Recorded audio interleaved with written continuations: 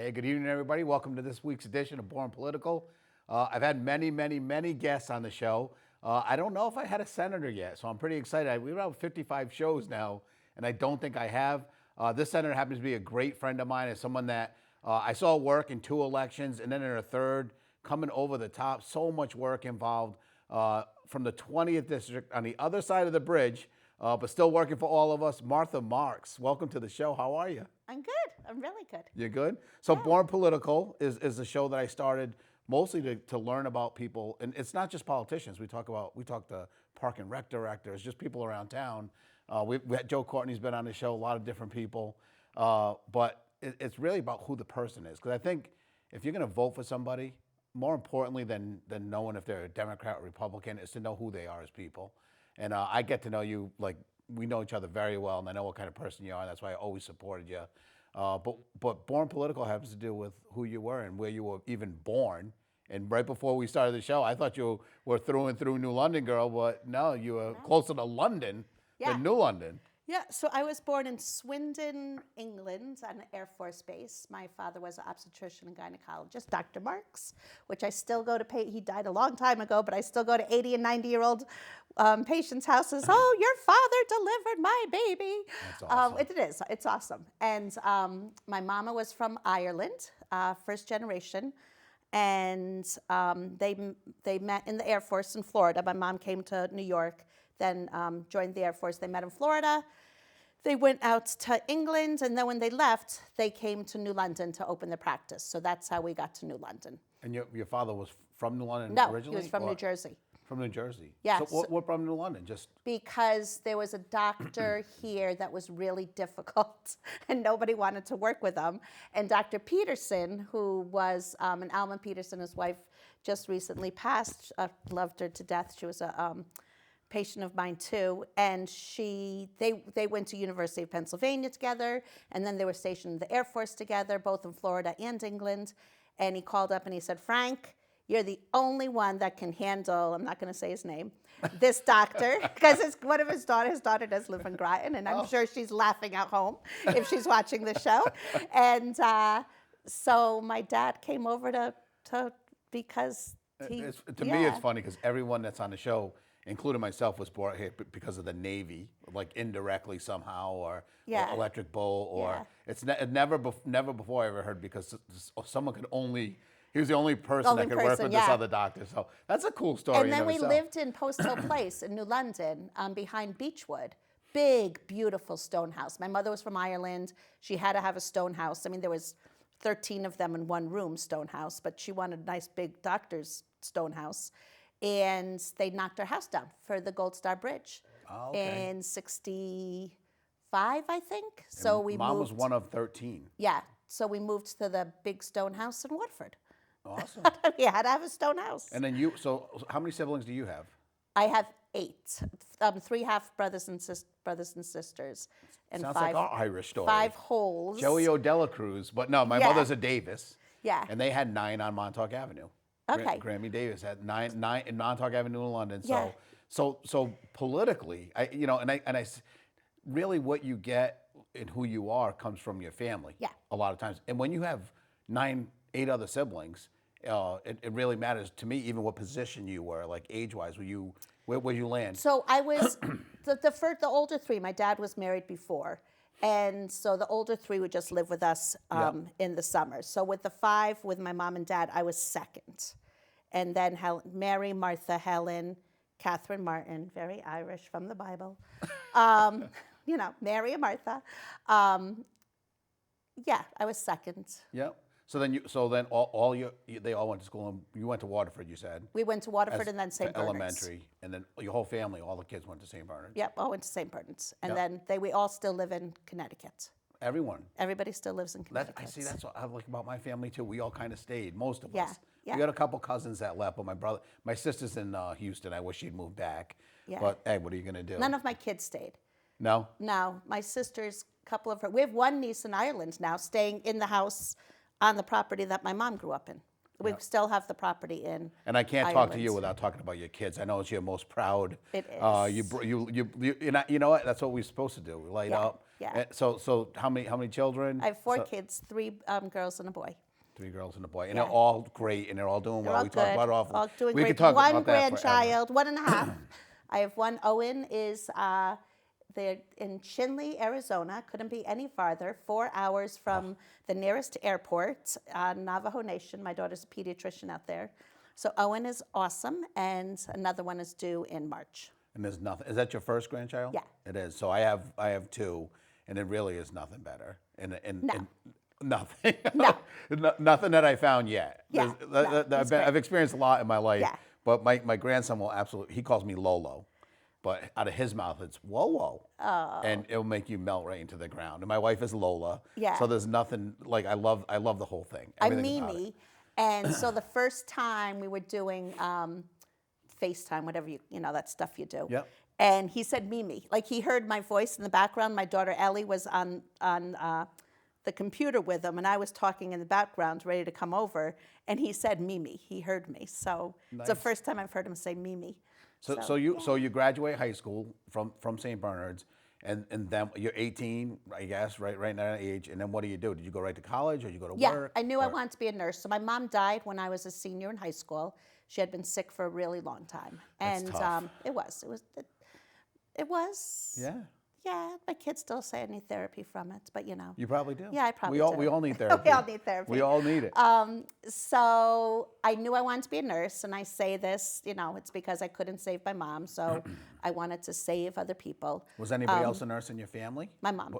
Oh, your mom was a nurse. My mom was a nurse. Oh, so that kind of makes a And lot my of sense. and great auntie Helen is a nurse. And your father was a doctor. And my dad was a doctor. But I'm the only one that went into medicine. So I went to UConn, and then I wanted to do pediatric oncology, was what I wanted to do.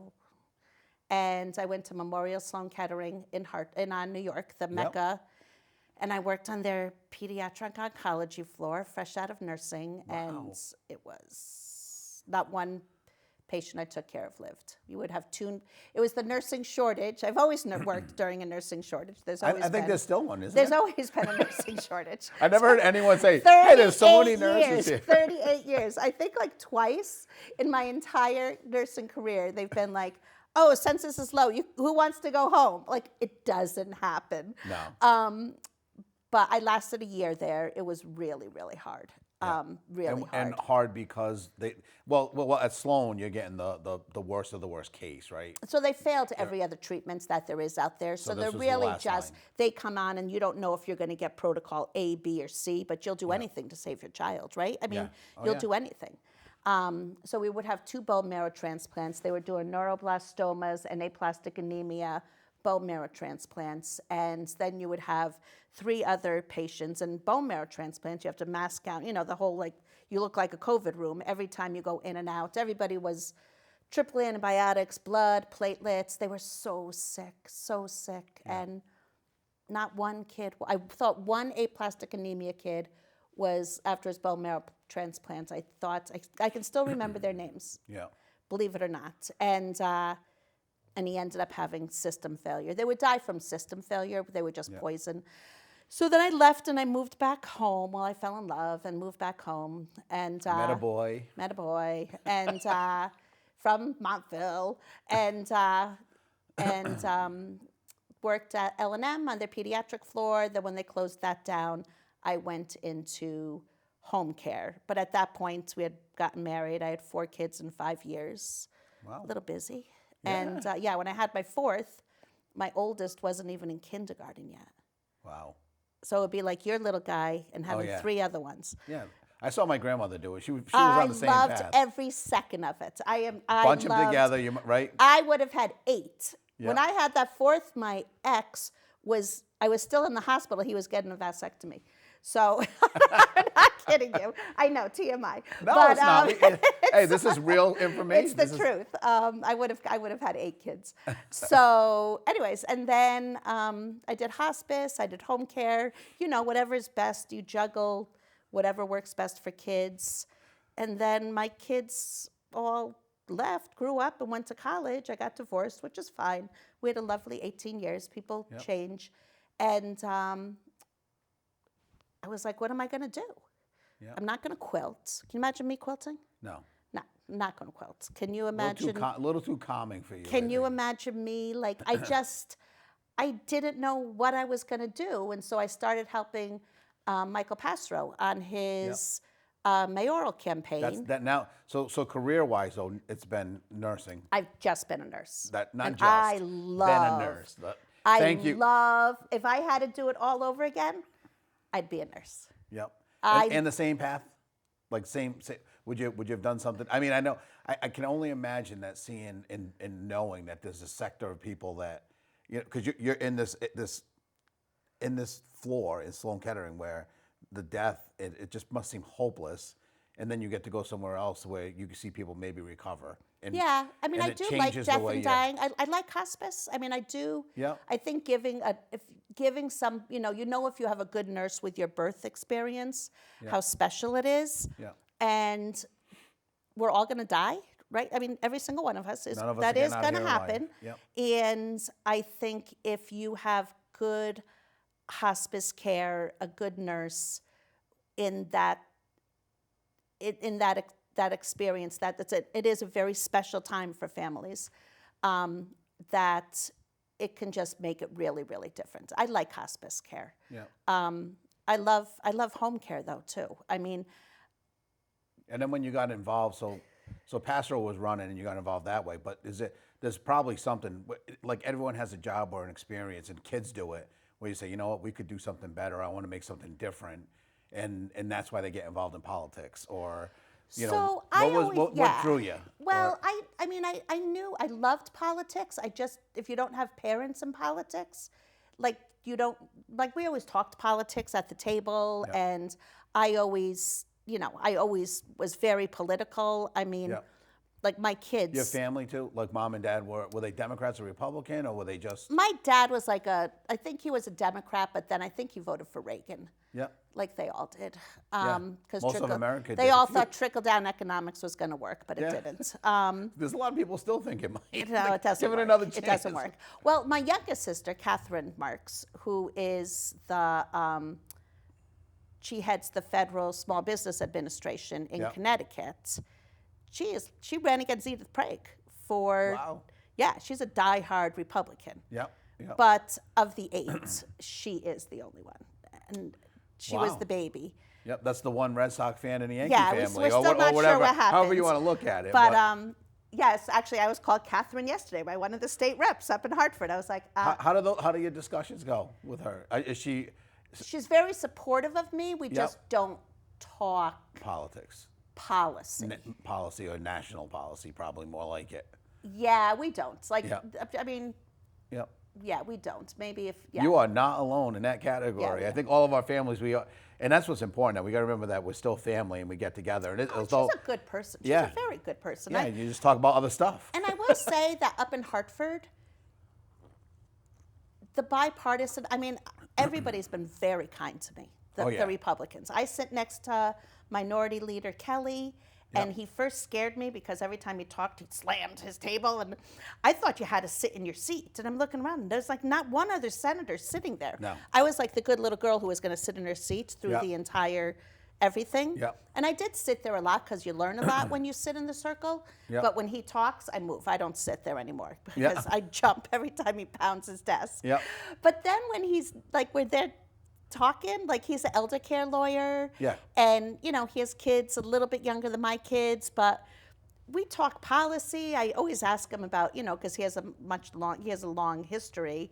And a lot of bills would come up and they would be I didn't have to speak on them because they weren't in my committee, but I would say to him, this is my bill. He would say, this is your bill, Martha? This is a really good bill.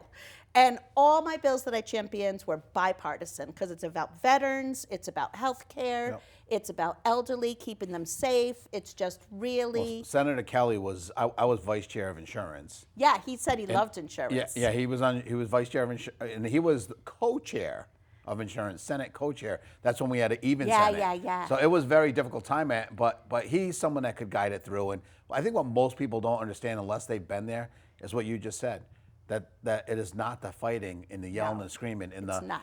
And they do understand that, like, the votes are usually 80% all in favor. There's a lot of green that shows up on the board. Yeah. And just like the news, they're never going to talk about the good work or the where you guys got along. But if you say something like, you know what, I'm sick of this, what you're saying, and that will make the news. Yeah.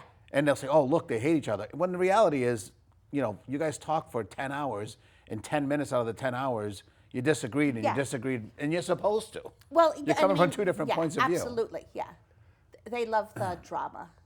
And there gets a lot of drama up there. But so you know, your first time, and you worked really hard to get there. And I think what most people don't understand is it is a lot of work. I mean, I was lucky enough to win on my first time, and I knew how much energy that took. And you didn't do that. And then guess what? You kept fighting, and that's what I like about you. I mean, I love about you is you just kept doing it. And here you are, and everyone says, well, you know, you asked for that job. I said, no, we didn't ask for it. We begged and fought and clawed for this job. I know. And then you get up there, but then you get to do the work. And I talked to you off air, and I think you're pretty happy with I being able. am really happy. So I did. So I mean, I think I always, like, I would look at politicians and say, you know, well, I'm not a lawyer, so I can't do that. But wow, that's a cool job. And would you do anything else besides a nurse? And I wouldn't. I mean, and everybody says, Martha, you have your BSN, you're assertive, you're smart, you know, you have leadership qualities. Why didn't you go into management? Never. I would be fired within 2 weeks if I went into management, because I would want to manage the way I want to manage, not the way the big corporation wants you to manage. Yep. You know, being in middle management is not an easy job. No. And so I love the patient-facing job. You know, as long as my body will physically allow me to keep seeing patients, because sometimes it's hard. You have to, like, wound care can be, you know, on your back, bending and twisting. But I love the patient-facing jobs. I still don't even, I like writing a really good note. But you have constituents that probably think, well, she's a senator, so she probably didn't do anything else. And I say, you can't live on $50,000 a year, can you? So, well, and you know what? I once had a patient say to me, $50,000 for sitting around? Wow, that's not bad. And I was like, wow, you know what? His perspective, he was very poor. Yeah. And I remember telling Senator Looney this. And, you know, like, that's what keeps me grounded. Like, $50,000 to people is a lot of money. It is. I put my kids through college. I'm going to be paying that till I'm about 65. And I still have a mortgage on my house. Yeah. But I do. I mean, I live a comfortable life. It's Yeah. the very nice, nice life. But you have to live a double life. But To I enjoy do that, have to, until you have to be a nurse, and you also still have to. Yeah. And that, I think most people don't understand. And that, to me, when I would think of a job as a lawyer or insurance agent, or when you leave to go legislate, the folks that work in that industry know what the value is of you being up there, to be able to get their word for the insurance companies or for lawyers. When I was walking out of my sheet metal shop, they go, there he is, taking another day off. There's Joe. He's not going to be welding or getting dirty today, or he's not going to be quoting like he should be. And I guess it's probably the same when they go, oh, Martha's got to go out to Hartford again, and now we have now I'm going to have to take this extra patient. And so we feel real work pressure when we leave. Yeah, and we do.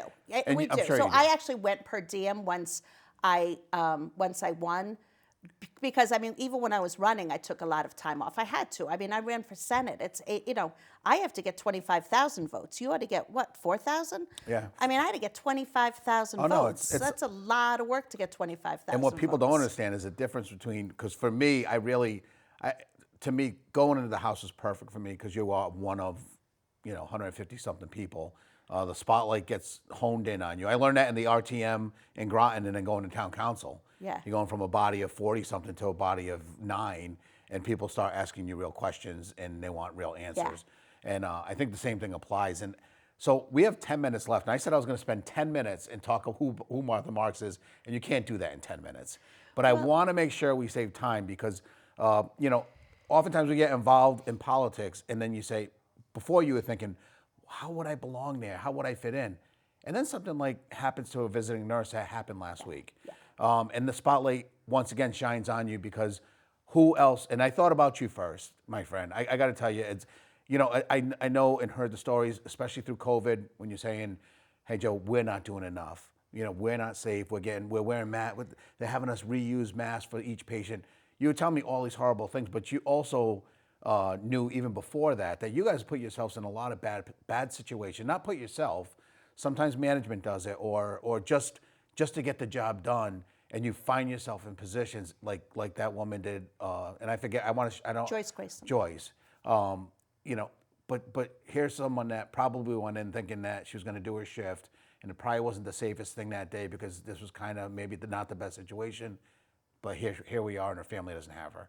And how do we solve that? And that's what I wanted to talk a little bit about and get your perspective because you're there. Well, yeah, and I always said that being a nurse, I knew a nurse needed to be at the table. I wasn't really sure how, like I saw how policy doesn't work, how insurance companies, I'll be kind, and even hospitals and all of it. And I knew that I could pass some good bills and that the whole home care industry itself is completely unregulated. All the small home care agencies that are taking care of the seniors who are aging at home. And after this session, I really loved sitting on Aging Committee, and I just got Legislator of the Year from the Congratulations. Home Care Association. I don't think they like me. I think I scare them, but because I know too much. Yeah. You know, when you sit and talk to these people and you're like, oh, well, they told me this is how it is. And the people out there in the field are like, that's not how it is. Let us tell you the way it is. Yep. So I really, I loved being up there as a nurse. And I think people got sick of hearing that I was a nurse, but I don't care. And then this happened. And we have been talking about safety. I mean, like I said, your uncle used to be our escort, Dell. I had pushed, as I've also been union president. I mean, I've always been an advocate, always been for the worker. That's my life. That's my passion. Excuse me. And we did get an escort when there was a murder in the Crystal Mall. Yeah. Remember that? And then we found out that the cops wouldn't go there unless there were two of them, that the pizza delivery guys wouldn't deliver there. Crystal Ave. Crystal Ave. I was like, what happened at the Crystal Mall? No, Crystal Ave. And so I was like, why are we going there by ourselves? And you know what our supervisor would say? Go in the morning, dear. That's when all the drug addicts are sleeping. Yeah. And I was like, that is Well, messed up. that's why. We got the escorts. Yep. But then this happened with Joyce, and I have a lot of work to do this session because we will pass legislation that will make home care workers safe. But I immediately said, I've never asked for a press conference. I'm not a press conference kind of girl. Yep. You know, there's some people really like, I only want to be a senator. I don't want to be the lieutenant governor or the congressman. I just love being a senator. Yep. And I said, we have to have a press conference because we have to elevate what happened to Joyce. And because we all knew this could happen to somebody. Yep. So we had the press conference. Senator Anwar was so supportive of me. He's very good. I like Senator Anwar. He and I have learned so much from him, so much. Then I told him, I said, now I want to have a public hearing before session even starts, because while it's still fresh in all of the home care workers' minds, I want to get everybody out there telling us their story so we have the data to really, we hear the stories. Now, when you guys had escorts before, is going into a house like Joyce did, would she have gotten an escort? Or are you looking to, how would the bill, I mean, you don't have a bill yet, I'm sure. So we are a union. So in our union contract, I've negotiated every contract, and it says in there, if you feel unsafe, you can have an escort. Well, after Dell moved to Florida, the president of the company said, you know what, it's too expensive. We're not going to do the escorts anymore. So then if somebody said, I want to escort, I'll say I want to escort because I have a loud voice and I'm an advocate and I'm not afraid to keep myself safe and my nurses safe. But then there's always the other nurse that if the supervisor says go there, they're going to go there. Yeah. It's nothing, they're not bad, I'm not good, they're not bad. Yep. It's just different personality types. Yep. I'm a lion, there might be the otter, or, there's all those different personality types. And so they stopped it. And that's what they did. If you said you felt unsafe and you want an escort, they would just give it to another nurse. And that seems like the simplest So of now they're solutions. going to, well, in our agency, they're going to dust off that escort contract. Yeah. But that's one of the legislation that and you know what, a nurse shouldn't have to ask for an escort. We don't even know where the unsafe areas are. You know, you don't. I mean, there's some streets that are high. I read the paper every morning. Yeah. A lot of people don't read the paper every morning. So I know that there might have been like a few different gunshots, shots fired on the corner of this street and that street. So especially, you might want to be a little bit careful. Not that anybody living on that street is bad, No. but that there's more crime on that street. Yeah. So I don't want the nurse to have to ask for it. So I want the police chiefs to have to tell the agencies, this is where the high crime is, like quarterly. My supervisor lives in Colchester. Yeah. She doesn't even know the difference between Pequot Avenue, Montauk Avenue, and Ocean Avenue.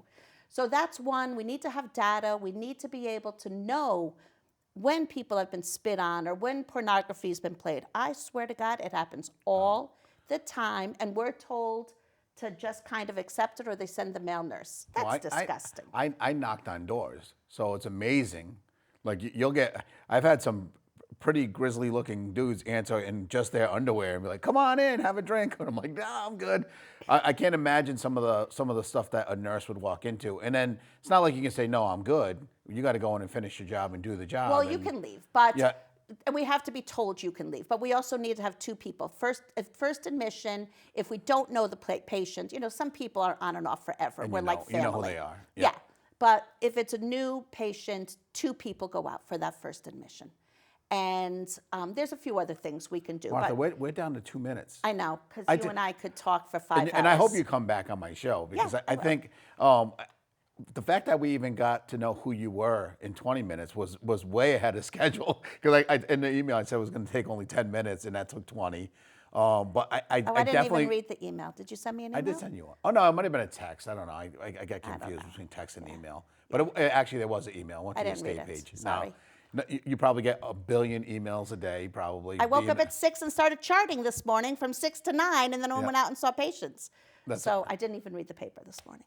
Didn't read the paper? I didn't even do Wordle this morning. Oh, how do you have time for Wordle? I do Wordle every morning. You got to work on your Wordle game, and you're probably gonna have to forget that when session starts. No, I do Wordle every day. So you got session coming up, and we have a lot of stuff to do. So I have a lot. We will pass legislation for Joyce Grayson, and we shouldn't have to. It shouldn't have happened. No. I'm when really sad. When people say that, and I think I cringe. I can't imagine that's going to be said over and over that it was too expensive escorts, and I can't imagine what Joyce's family feels when someone says that it was too expensive. Again, we say that word expensive awful lot, and a lot of times it affects people, real people. Take away one commercial during the Super Bowl, and they'll have enough money for escorts. Yeah, exactly. Right. Exactly. So, ladies and gentlemen, thank you. I want to thank Senator Marx for being on the show. Thank you. This is I love you. I'm glad you came on the show all the way over here to Groton. I'll see you guys next Thursday. And like I've always said, if you're gonna have a politician up there, I've always asked the person turn in the wrench for the answer, not the guy in the shop that's in the office. If we want real answers, these are the kind of people that we want up there. Senator, thank you for coming on the show. Thank you. Love you. All right, and we'll see you again. We'll have you back on. Thanks. Thank you. Isn't it?